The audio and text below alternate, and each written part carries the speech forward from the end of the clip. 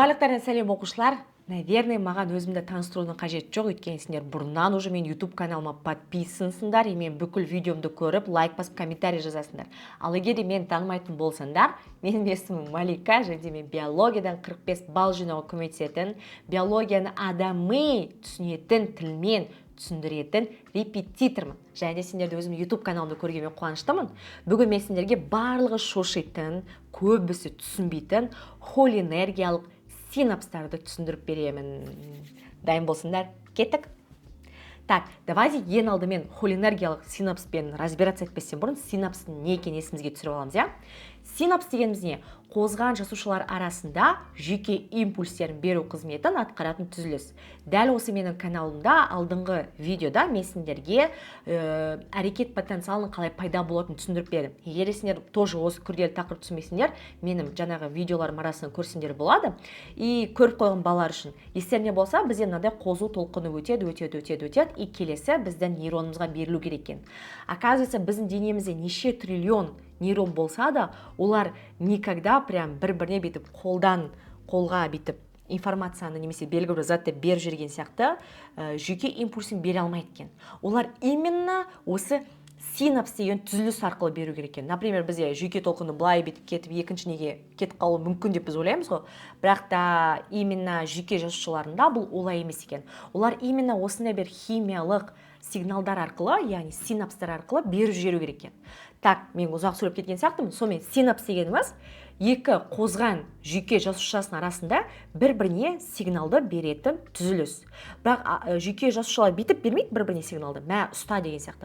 Олар именно белгілі бір химиялық заттар арқылы беріп жібереді. И біз сендермен осыны түсінеміз. Давайте синапстың құрылысын еске түсіреміз. Синапстың құрылысы бізде бірінші тұрады. Пресинапс деген бар. Пресинапстық мембрана. Қақы жазсақ екен. Неқы жазайық. Пресинапс. Синапс. Мынау бізде постсинапс. Қазір мен түсіндіріп берем. Постсинапс. Синапсы. Бұл не деген сөз? Алдыңғы нейрон, артқы нейрон дегенді мағына білдіреді. Типа синапс алды, синапс арты деп те кейбіреулерде айтып жатады. Яғни бірінші немесе екінші нейрон деген мағына білдіреді. Но біздің тарапта бұл аксон, ал мынау дендрит, иә? Енді қараңдар, одан кейін барып мына жақтағы кеңістікті көріп тұрсыңдар ғой, мына жақтағы кеңістікті. Олар ни в коем случае прям бір-біріне бетіне нейрондар жабыспайды. Мына жақтағы тұрған кеңістікті бізде синапстық саңылау деп айтады. Синапстық саңылау. Боже, какой у меня плохой почерк. Саңылау. Синапстық саңылау дейді. Бұл мен әлі біткен жоқ. Мынаяқтағы домалақ заттарды көріп тұрсыңдар ма? Мына бір домалақ заттар бізде визикула деп аталады, немесе көпіршіктер деген сөз. Визикула. Вообще визикула деген сөз биологияда көп кездеседі. Ол просто қапталған көпіршік деген мағына білдіреді. Медиатор бар, визикула деп атайды. Медиатор бар, көпіршіктер деп атайды. Давайте тоже жазып қоямыз. Медиаторы бар, көпіршік. Көпіршік. Интересно, бұл көпіршіктің ішінде не бар? Бұның ішінде прям нейронның денесінде пайда болатын химиялық заттар бар. Ол химиялық заттарды бізде медиаторлар деп атайды. Дәл осы медиаторлар, яғни химиялық заттар арқылы біз келесі нейронға, алдыңғы нейрондан қандай сигнал келгенін сездіртеміз, немесе білдіртеміз. Не арқылы? Рецепторлар арқылы. Мына жақта орысшалап жазылып тұр. Постсинаптические рецепторы деп. Мына бір заттарды көріп тұрсыңдар ғой, кез келген жасушаның мембранасында рецептор болады. Рецептор дегеніміз химиялық заттарды танып, жасушаның ішіне қарай кіргізетін құрылымдар деген сөз. Вот міне мына бір рецепторлар. Рецептор. Постсинапстық рецепторлар. Так, енді қараңдар. Мен қазір қарапайым синапстың құрылысын түсіндіріп берем. Біріншісі бізде пресинапс болды. Яғни синапс алды мембрана. Синапс кейінгі мембрана постсинапс деп аталады. Екеуінің ортасындағы кеңістікті бізде синапстық саңылау деп атайды. Пресинапс ішінде бізде мынандай визикулалар болады. Олар бізде медиаторы бар көпіршіктер. Ол көпіршіктердің ішінде бізде химиялық сигналды білдіретін медиаторлар болады.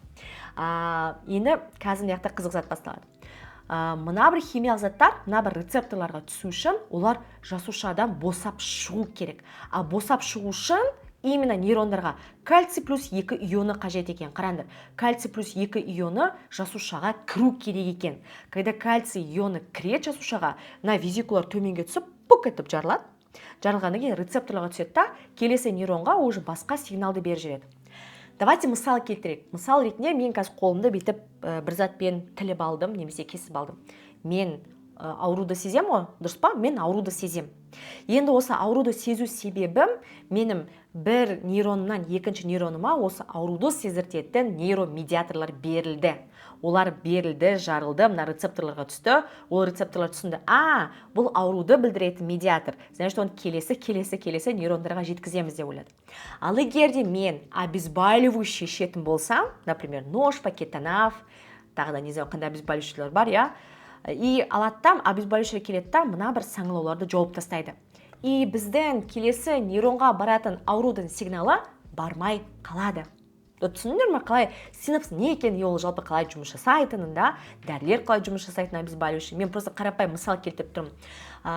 Бұл мектеп программасына дәл осы қарапайым берілген. Ал егер сіз там медицинский универде оқитын студент болсаңыз или мұғалім болсаңыз, бұл отдельная тема, үлкен кісілерге арналған. Ол намного басқаша түсіндіріледі. Мен бұны именно балаларға түсінікті болу үшін осылай айтып жатырмын. Коллеги, ренжімеңіздер. Жоқ, енді дәл осылай негізі. И осы медиаторлар босап шықпас үшін обезболивающий ішетін болсақ, олар жауып тастайды. И біз келесі неге сезбей қаламыз. Вот так. Так, керісінше егер де біз керісінше егер де, например, нашақор кісілер немесе там есірткіні қолданатын адамдар жаңағындай наркозависимый препараттарды қолданатын болса, олар наоборот постоянно мынандай бақыттың сигналын беретін, мынандай нейромедиаторлар босата беретін болады. Адамның табиғатында жоқ нейромедиаторлар, просто количество дашы сонда босап шыға беретін болады, адам кайфтың ішінде болады деген сияқты. Ну, примерно осылай.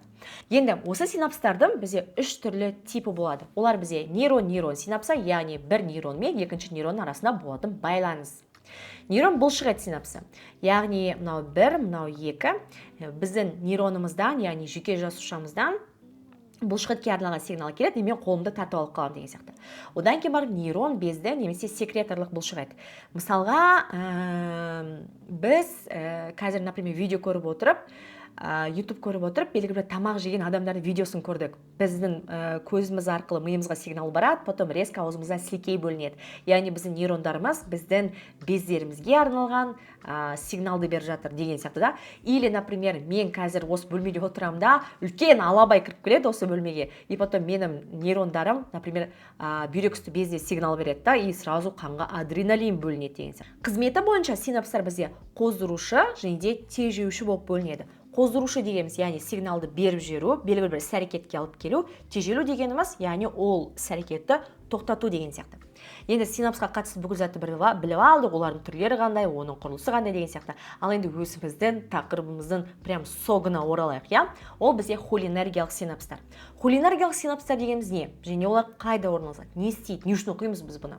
Енді қараңдар, бізде симпатикалық және парасимпатикалық жүйке жүйесі деген бар. А именно холинергиялық синапстар бізде парасимпатикалық жүйке жүйесіне болады екен. Оның ішінде өзінің арнайы медиаторы болады. Ол медиаторды бізде ацетилхолин деп атайды. Осы ацетилхолин деген медиаторды, яғни бағана көпіршік ішінде болған затты қабылдайтын рецептордың екі түрлі типі болады екен. Олар бізде N-холин рецепторлар және де M-холин рецепторлар. Естерінде мынаның барлығы жасушаның бетінде тұрған сигналды қабылдайтын рецепторлар. И именно осы ацетилхолинді қабылдайтын бізде N немесе M-холин рецепторлар болады екен. N-холин рецептор бізде табиғаты бойынша никотинге ұқсайды. Никотинге сезімтал болады.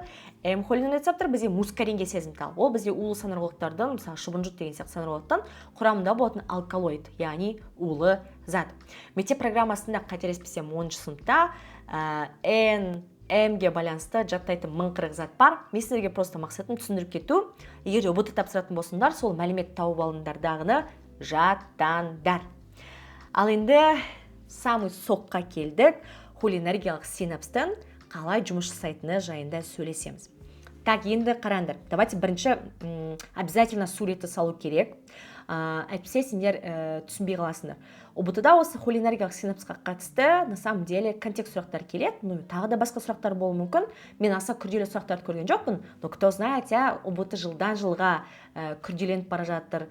оңай ешқашан болмайды, жылдан жылға күрделене береді, что Қазақстан білім деңгейін көтеріп, так что вам артық етпейді, түсіне беретін болсыңдар. Ладно. Давайте біріншіден бастаймыз. Мынау бізде холин. Қараңдар, жасушаға бізде холин деген белгілі бір химиялық зат кіреді. Осыдан бастаймыз. Қараңдар, бағанағы мынау бізде пресинапс, постсинапс. Уже сендерге картинка как бы түсінікті шығар. Холин деген зат бізде именно натрий калий сорғысы арқылы, вот именно натрий сорғысы арқылы ішке қарай кіреді. Вот, бір, я. Натрий сорғысы арқылы холин деген зат ішке кіреді. Одан кейін барып, жаңа холин мен ацетил-коа енді бір-бірімен қосылған кезде, именно холина ацетил трансфераза ферменті арқылы ацетил холин деген медиаторға айналады екен.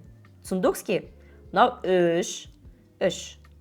Мынау үшпен әрекеттесті, потом бізде ацетил холин деген зат пайда болды.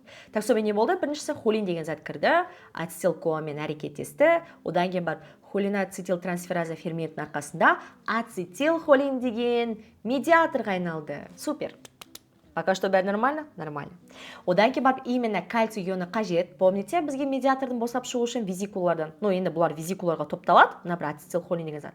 Потом кальций ионы арқылы олар жасушаның түбіне жетіп, бізде босайды. Жасушаның түбіне жетіп босайды. Босағаннан кейін мына бір жақта, так, мынаны бүйтіп қояйық. 1, 2, 3, 4, мынаған 5 деп қояйық. Босап шықты. Босап шыққаннан кейін ол бізде рецепторға өзінің сигналын береді. Любой бір сигнал болуы мүмкін. Жүрекке, бұлшықетке, қан жасушаларына деген сияқты әртүрлі сигналдар болуы мүмкін. Сол сигналды береді. Одан кейін барып қараңдар, енді ол жақта самый сок. Біздің любой медиаторымыз, мен бағана мына жақта түсіндірген болсын, даже мына жақта түсіндірген болсын, ол жоқ болып кетпейді. Яғни еріп кетпейді, бір жаққа жоқ болып кетпейді. Ол қайтадан өзінің нейронына оралады. Яғни бұл цикличный процесс. Ол пайда болады нейрон денесінде, сигналын береді и многоразовый, ол одноразовый емес. И қайтадан нейрон денесіне барып оралып, қайтадан осы сигналды ішке кіріп шығып, ана белгілі бір насостар арқылы, қайтадан сол сигналды беріп, қайтадан өзіне қайтып отырады. Вот, енді қараңдар, мына бір біздің ацетил холиніміз сигналды берді, сигнал дальше кетті біздің екінші рецепторымызға. Одан кейін барып осы ацетил холин деген нәрсе бізде ацетил холин эстераза деген фермент арқылы уже жетті. Екі затқа ыдырайды екен. Біріншісі холин, екіншісі ацетат. И қайтадан процесс жалғасады. Холин бізде жасушаның ішіне натрий сорғысы арқылы кіреді, ацетил-коамен қосылып, холина ацетил трансфераза арқылы ацетил холинге айналады, олар визикулаға қапталады, потом кальций ионы кіреді, жасушаның ішіне оны босатып шығарады, ол рецепторға өзінің сигналын береді, и дальше ацетил холин эстераза деген фермент арқылы холин мен ацетатқа ыдырайды екен. Дәл осылай біздің денемізде холинергиялық синапстар жұмыс жасайды. Сонымен балапандар, менің ойымша, мен белгілі бір ұзақ болмаса да күрделі тақырыпты сендерге түсіндіре алдым деген үміттемін. Егер де сендерге түсінікті болса, обязательно комментарийға білдіріп кетіңдер. Және де келесі видеода қандай тақырыпты түсіндірейін, пожалуйста, комментарийда айтып кетіңдер. Егер де сендер дәл осылай биология ұбт-ға түсінікті адами тілмен өте қызықты дайындалғыларың келсе, сендерді өзімнің ProBio онлайн мектебіме шақырамын. Менің курстарым жайында бүкіл мәлімет төмендегі ссылка арқылы берілген. Ал егер де сендер күнделікті өмірде биология жайында көп пайдалы мәлімет алғыларың келсе, менің Instagram парақшама жазылыңдар. Сонымен, всем пока!